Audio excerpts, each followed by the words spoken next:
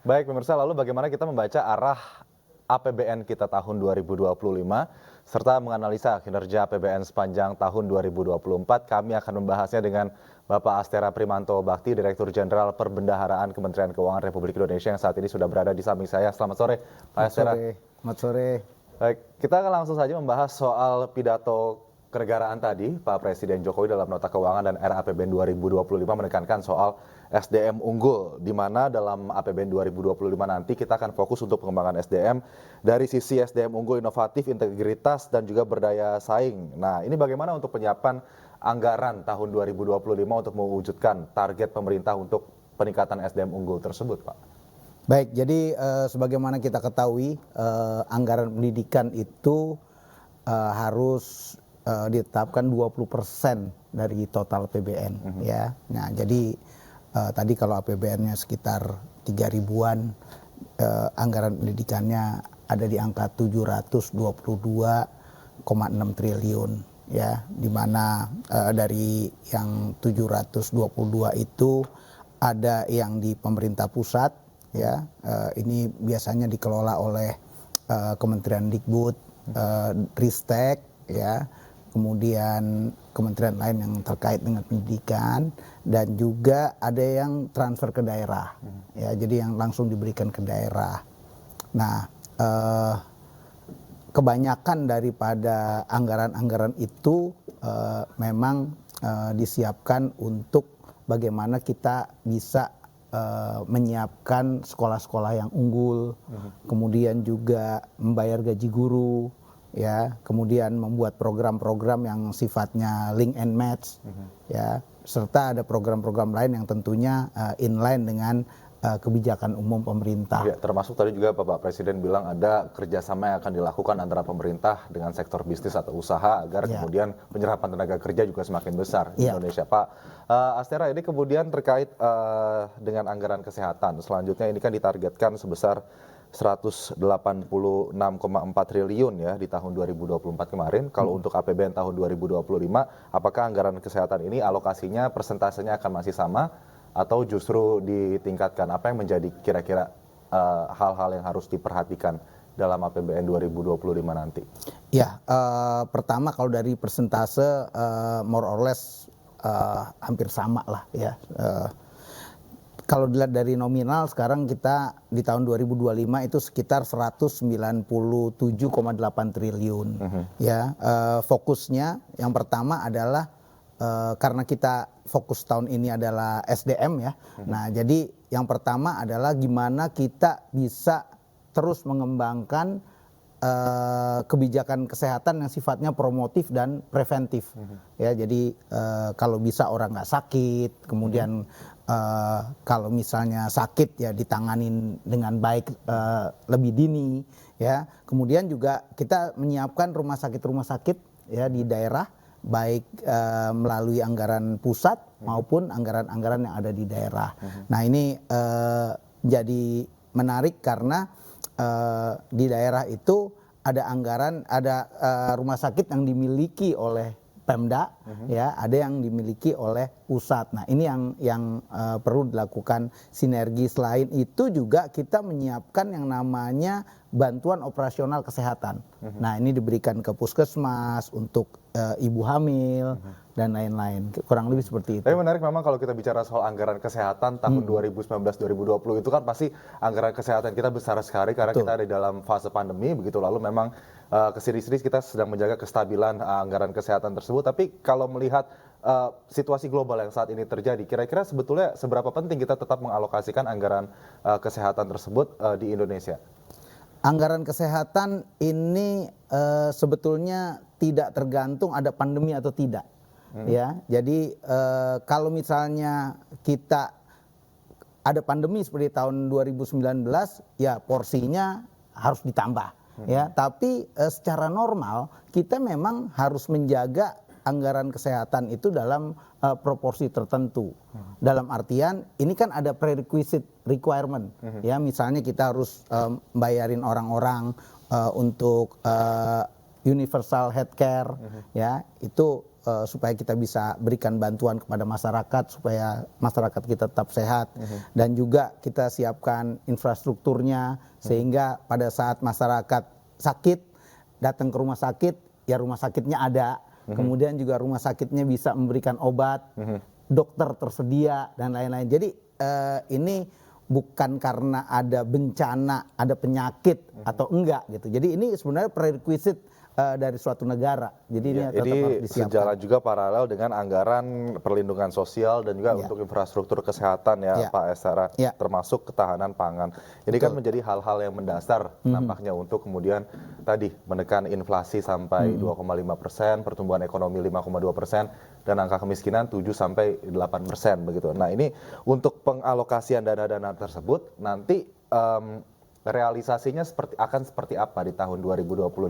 Ini pasti akan berkaitan dengan lembaga kementerian terkait, tapi mungkin Kementerian Keuangan punya target-target tertentu kepada lembaga kementerian tersebut.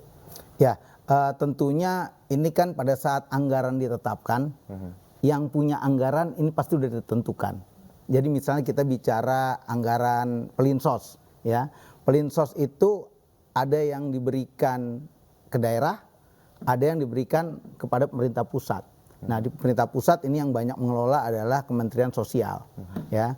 Nah, di sisi lain di daerah juga ini ada jalurnya macam-macam, ya. Ada yang di daerah tapi dijalankan oleh agen pemerintah pusat, tapi ada juga yang dijalankan sendiri oleh daerah. Misalnya di desa itu di tiap desa itu biasanya mereka juga menyiapkan bantuan-bantuan yang sifatnya sosial seperti itu sehingga mereka bisa tetap menjaga daya beli sebetulnya, ya. Dan ini nanti ada kaitannya dengan bagaimana kita menjaga sustainability daripada pertumbuhan ekonomi kita, karena yang namanya daya beli ini sangat penting gitu. Jadi ini menarik kalau kita bicara soal daya beli, inflasi kita turun Pak, 2,5% deflasi ya kita bilang.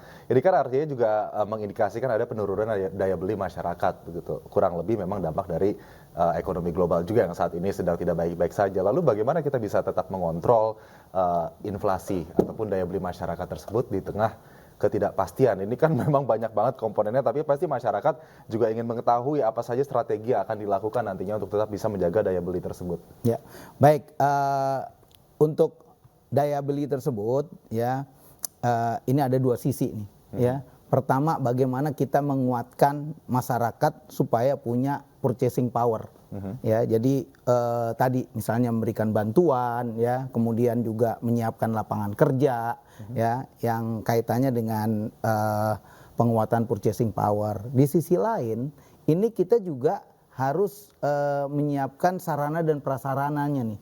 Jadi kita nggak bisa hanya menyiapkan orang bahwa dia punya uang, kemudian dikasih lowongan pekerjaan, tapi ini nggak ada sarana dan prasarana dalam artian bagaimana dia bisa merealisasikan daya belinya, ya, karena kalau cuma daya beli aja ini tidak dilakukan transaksi, ya ini buat ekonomi ya kurang ada manfaatnya. Nah, ini juga harus didorong, makanya dua sisi dari sisi demand dan supply ini ya perlu dua-duanya disinergikan. Oke, mungkin artinya kita mengarah kepada poin selanjutnya, yaitu subsidi yang akan diberikan kepada masyarakat. Ini kan pasti masyarakat menantikan ya pemerintahan baru, transisi dari pemerintahan Jokowi ke Presiden terpilih Prabowo Subianto, pastinya akan ada kebijakan-kebijakan baru, subsidi baru yang akan dialokasikan untuk masyarakat, terutama untuk mengentaskan kemiskinan di tahun 2025 nanti. Alokasinya untuk setiap program, setiap kantong-kantong itu akan seperti apa, Pak? Baik, jadi secara umum ya model subsidinya tidak berubah, ya walaupun mungkin nanti pemerintahan yang baru punya concern tertentu, tentunya ini ada fleksibilitas di dalam anggaran kita.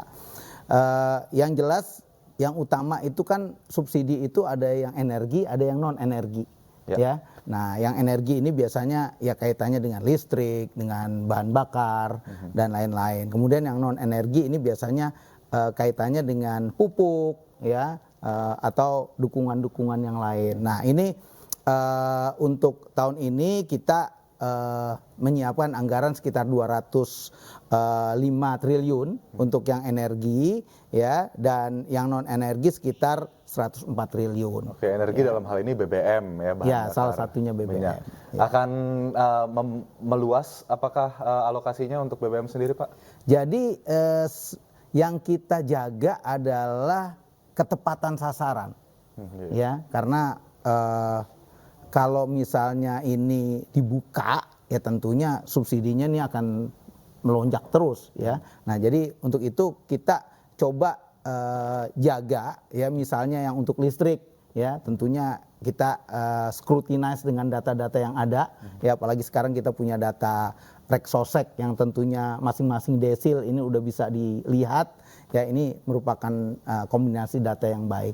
Demikian juga yang lain misalnya seperti solar, ini bisa dilihat distribusinya, kemudian polanya ya, sehingga pada saat kita menentukan jumlah subsidi tersebut ya tentunya ini harapannya sesuai dengan tujuan yang kita tetapkan. Oke, Pak Astera, ini saya ingin menyoroti lagi pidato Presiden tadi ya. Presiden menyatakan bahwa di tengah ketidakpastian global, tensi geopolitik yang memanas begitu, pertumbuhan ekonomi Indonesia masih tumbuh positif. Pak Presiden bilang begitu, bahkan lebih tinggi daripada pertumbuhan ekonomi global.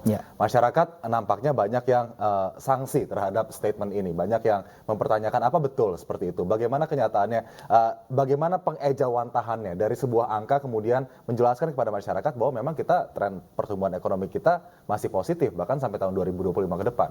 Ya, baik, ini pertanyaan yang menarik dan memang sering ditanyakan ya. Gimana translasinya dari angka menjadi realita kan. Betul. Gitu ya. Nah, jadi sebetulnya sih tidak terlalu tidak terlalu sulit dalam artian ini sangat nyata ya. Jadi misalnya kita lihat yang namanya pertumbuhan ekonomi itu faktornya ya, itu yang paling besar itu kan kalau nggak konsumsi ya dari produksi kan gitu ya. Nah, dari konsumsi ini tentunya kaitannya tadi dengan penghasilan masyarakat atau purchasing power tadi ya.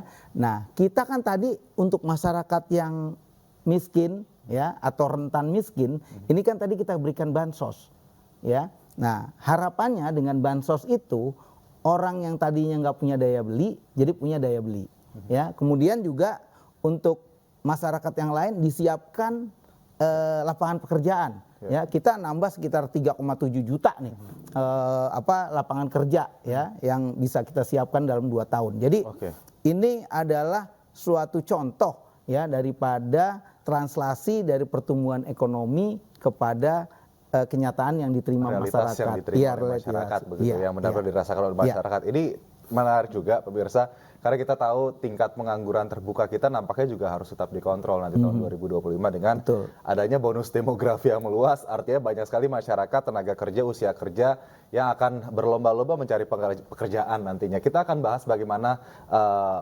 mentranslasikan itu ke realitas masyarakat di tahun 2025 berdasarkan tadi pidato nota keuangan Presiden. Tetap bersama kami pemirsa, special event segera kembali.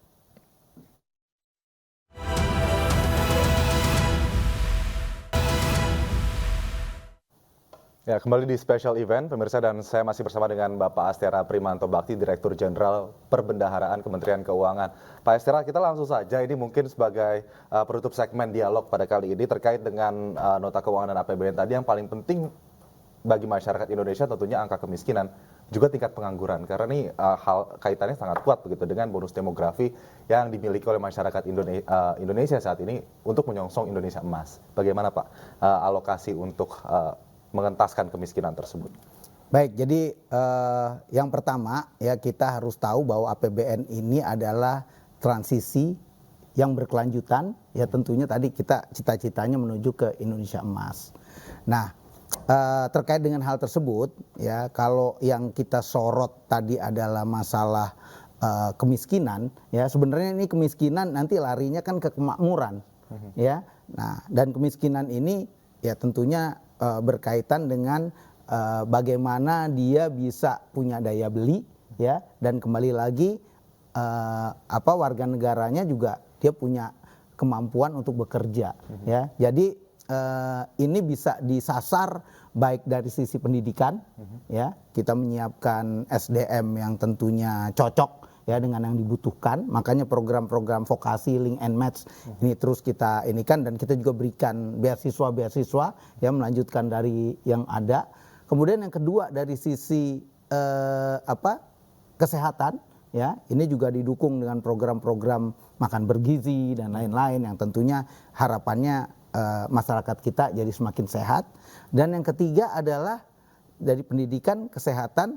Yang ketiga adalah dari sisi dukungan pelindungan sosial, ya tadi seperti diberinya bansos, yang lain-lain. Jadi kombinasi antara tiga inilah yang akan membuat orang yang tadinya nggak bekerja dia bisa bekerja, ya, dan akhirnya ya harapannya kesejahteraannya akan meningkat. Terakhir mungkin singkat saja Pak Astera, untuk memastikan bagaimana alokasi-alokasi tersebut, dana tersebut benar-benar sampai ke pihak-pihak yang membutuhkan masyarakat miskin di Indonesia, karena angka kemiskinan 7-8% itu kalau kita sama-sama ketahui itu angka yang lumayan kecil begitu ya Pak. Karena kita susah sekali keluar dari angka kemiskinan 12% sampai ke 10%. Ini bahkan mau ditekan sampai ke 7-8% gitu. Bagaimana Pak agar tepat sasaran, agar yang menerima benar-benar orang yang membutuhkan. Jadi angka 7-8% itu bukan hanya sekedar statistik di masyarakat. Ya, baik. Jadi pada saat kita memberikan bantuan, ya itu bantuan itu adalah by name by address. Dan sebelumnya pun kita melakukan analisa berdasarkan data yang tentunya ini melihat kondisi nyata di lapangan. Ya, jadi harapannya dengan tadi disampaikannya by name by address, kemudian datanya, database-nya ini database yang benar, ya, harapannya sasaran daripada tadi bantuan sosial ini sampai. Ya, jadi kalau sasarannya nyampe, ya harapannya tadi ya kemiskinannya ya pasti berkurang. Itu sih kalau singkatnya seperti itu. Baik, artinya memang harus juga dilakukan audit secara holistik lembaga dan juga kementerian tersebut agar penyerapannya benar-benar efektif di tengah masyarakat. Baik, Pak Astera Primanto Bakti, terima kasih sudah bergabung bersama kami Pak di special event kali ini. Kita sama-sama berdoa masyarakat Indonesia bahwa RAPBN 2025 benar-benar memberikan dampak nyata bagi kesejahteraan masyarakat di tahun 2025 di tengah masa transisi pemerintahan dari Presiden Jokowi ke Presiden terpilih Prabowo Subianto. Baik, pemirsa, dan usai sudah dialog spesial event pidato kenegaraan terakhir Presiden Joko Widodo RAPBN 2025, saya Aldi Hawari pamit. Terima kasih dan sampai jumpa.